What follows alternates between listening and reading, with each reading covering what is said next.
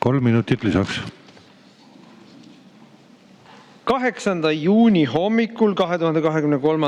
aastal kell 9.45 toimus Prantsusmaal Alpide linnakeses Annecy's Le Paquis pargis järve ääres, kus oli laste mänguplats, massiline noarünnak, mis oli suunatud väikelaste vastu.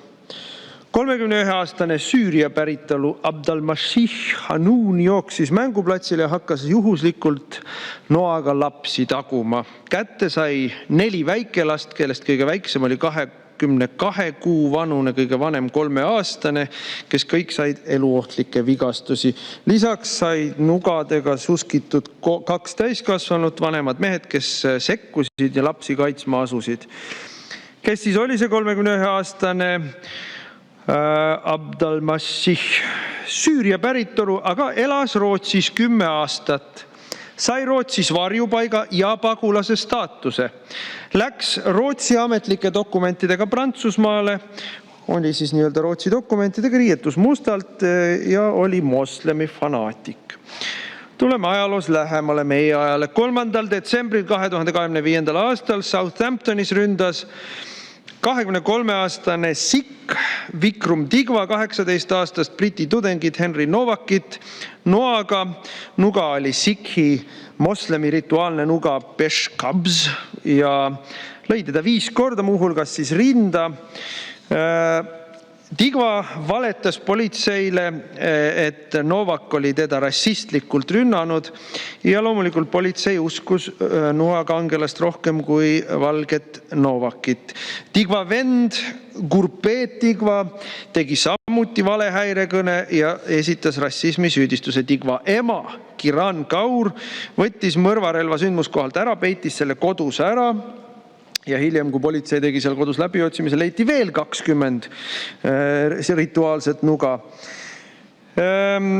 Digwa isa Moga Singh on samuti nüüd uurimise all erinevate relvade omamise, illegaalse omamise süüdistusega. Politsei saabus loomulikult venna koha peale, Digwa venna koha peale kohale. Uskudes valeväiteid pani Novaki käed raudu, mille selle ajal siis ta kaotas teadvuse, aga siis jõudis veel öelda 9 korda, et ma ei saa hingata ja 4 korda, et mind on rünnatud. Politsei aga ütles, et me ei usu sind. Ja nii ta seal suri. 23. novembril 2023. aastal toimus Dublini kesklinnas Parnell Square Easti piirkonnas noarünnak kooli juures. Ründaja torkas noaga 3 väikest last ja nende hooldajat. Ohvrid 5-aastane tüdruk raskelt vigastatud. Teiseks 1 5-aastane poiss ja 1 6-aastane tüdruk raskelt vigastatud. Nende 30. eluaastates hooldaja raskelt vigastatud. Ründaja Riyad Bouchaker, Alžeeria päritolu, naturaliseeriti Iirimaal, on seal elanud 20 aastat. Varasemaid mingisuguseid süüdistusi ega kriminaalregistrit polnud. 8. juuni õhtul ründas, nüüd on see sel aastal, paar päeva tagasi, ründas sudaanlasest varjupaiga taotleja Hadi Alodid, 30-aastane mees. 40. eluaastates Stephen Ogilvie Dublin, siis Põhja-Iirimaal. Lükkas ta maha ja hakkas noaga teda vastu pead taguma, üritades pead maha nüsida.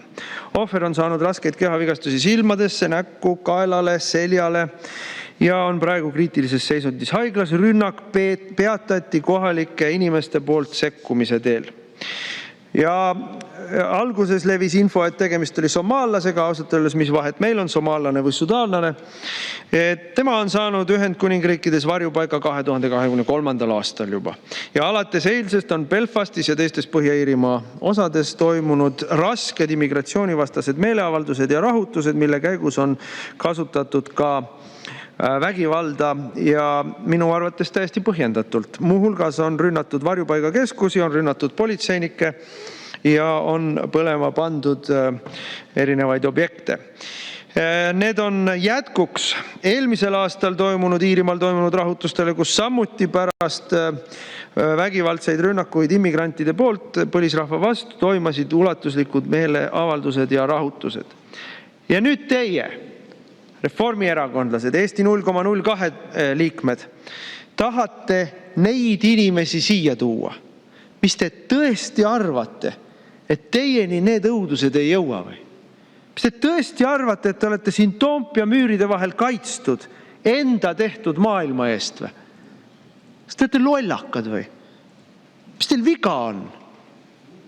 Kõik, kes selle poolt hääletavad siin praegu, toovad neid vägivallategusid Eestisse. Ja need vägivallateod saavad nad kätte. Rahvavaenulik tegevus on see leping. Aitäh!